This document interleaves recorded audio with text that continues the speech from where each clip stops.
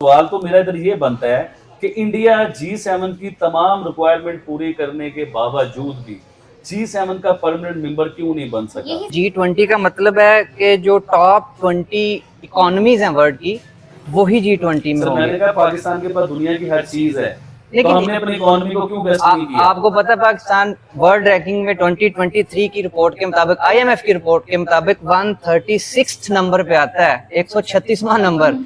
तो G20 आप कैसे बन सकते हैं? इटली की वजीर आजम प्राइम मिनिस्टर नरेंद्र मोदी को हाथ जोड़ के नमस्ते बोलती हैं, यानी कि ये उनका वेलकम है, ये प्रोटोकॉल। ह्यूमैनिटी फर्स्ट के साथ मैं हूं महविश नाज और आप लोग देख रहे हैं हमारा यूट्यूब चैनल। आज के एपिसोड में हमें ज्वाइन किया है आबिद अली और आदिल चौधरी ने। Thank you so much both of you for your time. आज इस टॉपिक में हम लोग बात करने जा रहे हैं G7 की मीटिंग। G7 समिट आपकी नजरों से गुजरा होगा, आप लोगों ने न्यूज में भी देखा, बहुत ट्रेंडिंग में चल रहा है। नरेंद्र मोदी को इन्विटेशन आने के बाद वो पहुंच चुके हैं इटली के अंदर G7 समिट अटेंड करने, बट अनफॉर्चुनेटली इस मीटिंग के अंदर तमाम पावरफुल कंट्रीज मौजूद है, मगर लार्जेस्ट इकोनॉमी वाली कंट्री चाइना मौजूद नहीं है। उसके पीछे क्या वजूहत है? पाकिस्तान को तो इन्विटेशन भी नहीं आया। इन तमाम चीजों की रीजंस जानते हैं आज के मौजूद गेस्ट से।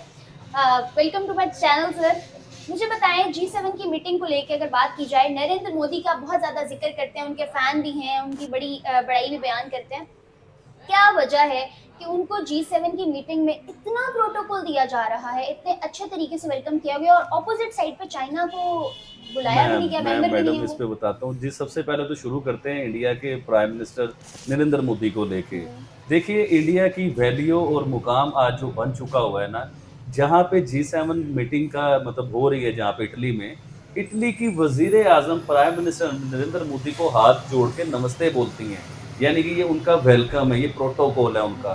तो ये बहुत बड़ी अचीवमेंट होती है। अच्छा, दूसरी बात मैडम, G7 की मीटिंग जो है ना, इसका इंडिया परमानेंट मेंबर नहीं है G7 का, और लेकिन फिर भी इंडिया के सर पे उसका सेहरा होता है, ताज होता है उसका G7 की मीटिंग, क्योंकि सबसे बड़ा काम रोल इंडिया का ही बीच में होता है। अच्छा, इसमें मैं एक और चीज़ ऐड करता चलूँ। इंडिया के पहले जो प्राइम मिनिस्टर थे ना, वाजपेयी साहब, इन्होंने पहली बार G7 की मीटिंग अटेंड की थी। उसके बाद वो मनमोहन सिंह साहब आए, उन्होंने 3, 4, 5 बार उन्होंने भी ये मीटिंग अटेंड की। लेकिन सबसे ज़्यादा मीटिंग जो अटेंड करने वाले हैं वो प्राइम मिनिस्टर नरेंद्र मोदी हैं। अच्छा, G7 का मकसद क्या है? G7 कहते हैं किस चीज़ को है? हमारे चैनल का नाम क्या है मैडम? Humanity first. और G7 भी ह्यूमैनिटी फर्स्ट है। उसने भी इंसानियत को लेके चलना है, इंसानियत की बात करनी है। अभी देखिए, रशिया और यूक्रेन की जो जंग चल रही है ना, इसके लिए जो सबसे बड़ी ये मीटिंग बिठाई गई है, जो सारी बातें हैं ना, वो रशिया और यूक्रेन की जंग को रुकवाने के लिए सारा कुछ हो रहा है। अच्छा, उसके लिए प्राइम मिनिस्टर नरेंद्र मोदी, उनकी पॉलिसीज ये है कि वो अपने नेबर से या दुनिया में किसी के साथ भी बिगाड़ते नहीं हैं। वो दुश्मनी किसी के साथ नहीं रखते, दोस्ती रखते हैं। अब प्राइम मिनिस्टर नरेंद्र मोदी की रशिया के साथ भी कोई नाराजगी नहीं है और यूक्रेन के साथ भी कोई नाराजगी नहीं है, दोनों के साथ बनी हुई है। और G7 जो है वो मोदी को इस चीज में यूज करना चाह रहे हैं कि आप इसमें अमन को और पीस को लेके आए, और ये पीस के लिए सारे मामला हो रहे हैं। और ये देखिएगा, प्राइम मिनिस्टर मोदी इसमें कामयाब भी होंगे, इन दोनों मुल्कों के पैचअप भी होंगे।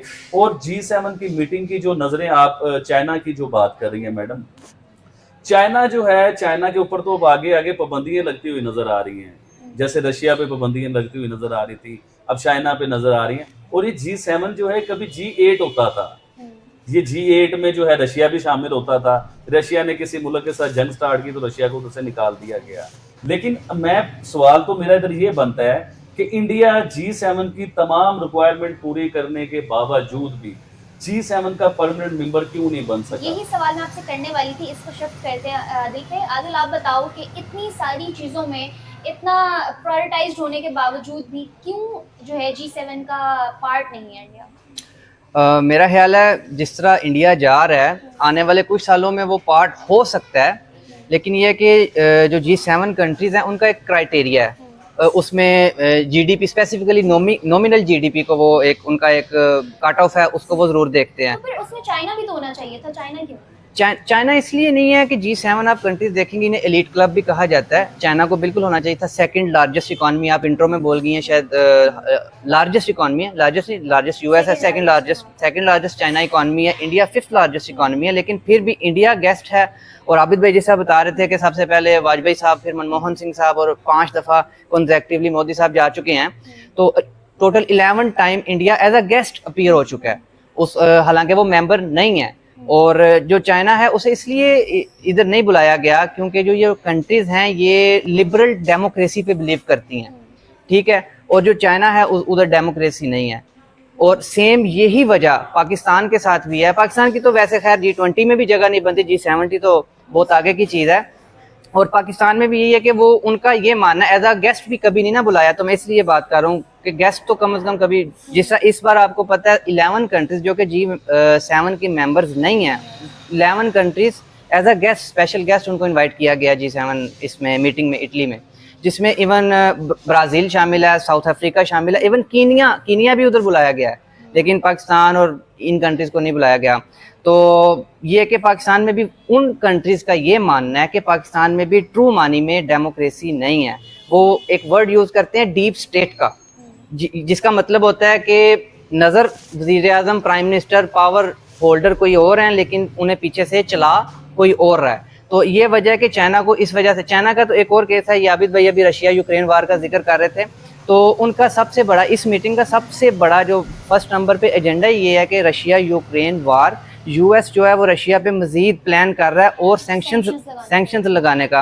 और उसके साथ साथ चाइना को भी देखा जा रहा है, चाइना को भी वार्न करने जा रहे हैं, क्योंकि कुछ चाइना के ऐसे बैंक्स हैं जिनकी ट्रांजैक्शन है प्रॉपर रशिया के साथ, तो वो चाइना को भी इसमें वार्न करने जा रहे हैं, उल्टा उन्हें गेस्ट बुलाने के लिए वो तो वार्न करने जा रहे हैं।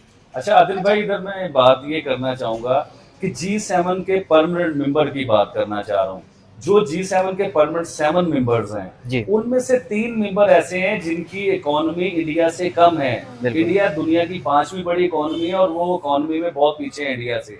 तो ये कहा जाता है G7 दुनिया के अमीर तरीन मुल्क जो है ना, ये G7 के मेंबर होते हैं। अगर अमीर तरीन की बात आ जाए तो दुनिया में अमीर तरीन चाइना भी है, दुनिया का अमीर तरीन मुल्क इंडिया भी इस टाइम बन चुका हुआ है। अच्छा, इसमें अब जो इनकी G7 की प्रॉपर एक मीटिंग हो रही है, इसमें आर्टिफिशियल इंटेलिजेंस की बड़ा इसके ऊपर बात हो रही है, उसके ऊपर बड़ा कुछ होगा। अच्छा, आर्टिफिशियल इंटेलिजेंस जो है ना, इसमें इतनी टेक्नोलॉजी आ चुका हुआ है, इतनी कुछ तरक्की कर चुके हुए हैं कि जैसे मैविश बैठी हुई है ना, तो एनी टाइम हमें 100 मैविश नजर आ रही है जी। ऑगमेंटेड रियलिटी से कहते हैं। मैं इसको थोड़ा सा एक्सप्लेन कर देता हूँ। इस बार एक और चीज़ है, जो पोप हैं, वेटिकन सिटी के पोप फ्रांसिस हैं, उनका ऐसा कुछ नाम है, वो भी इनवाइटेड हैं और वो प्रॉपर वो भी एक सेशन करेंगे और प्राइम मिनिस्टर के साथ, प्राइम मिनिस्टर मोदी के साथ उनकी भी एक 1-to-1 बायलैटरल या 1-to-1 एक अलग से मीटिंग है, जिसका फ्रांस के प्रेसिडेंट के साथ है, जर्मनी की चांसलर के साथ हैं, और ये जो मिलोनी है इटली की प्राइम मिनिस्टर हैं, इनके साथ है बायलैटरल अलग से इनकी मीटिंग्स हैं। तो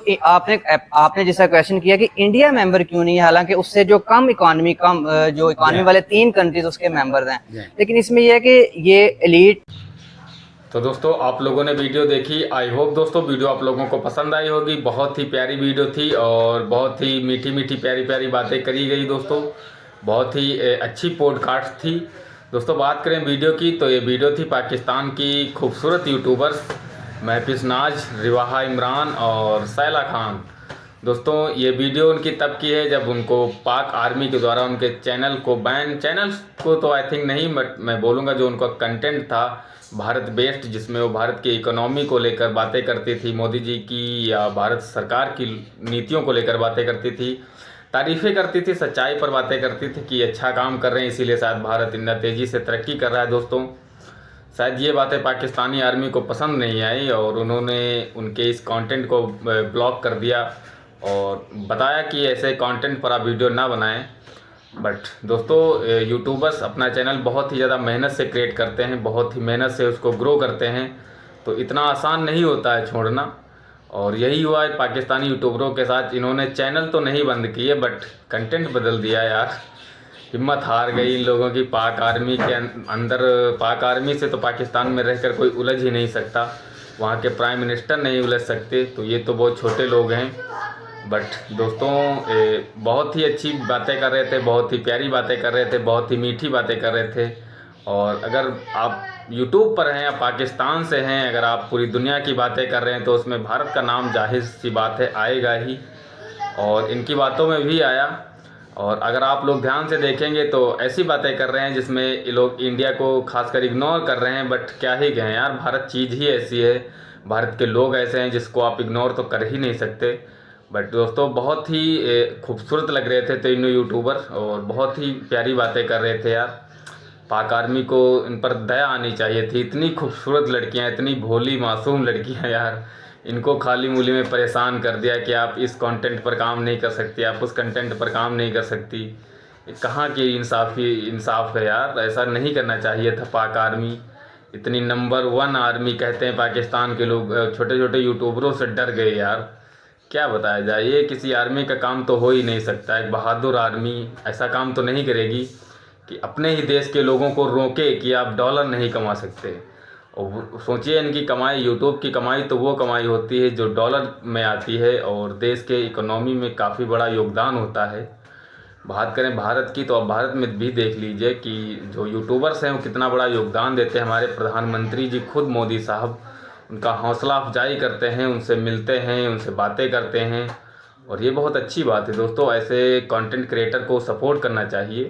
तो दोस्तों वीडियो बहुत ही ज़्यादा अच्छी थी, उम्मीद करता हूँ आप लोगों को पसंद आई होगी। मिलते हैं अगले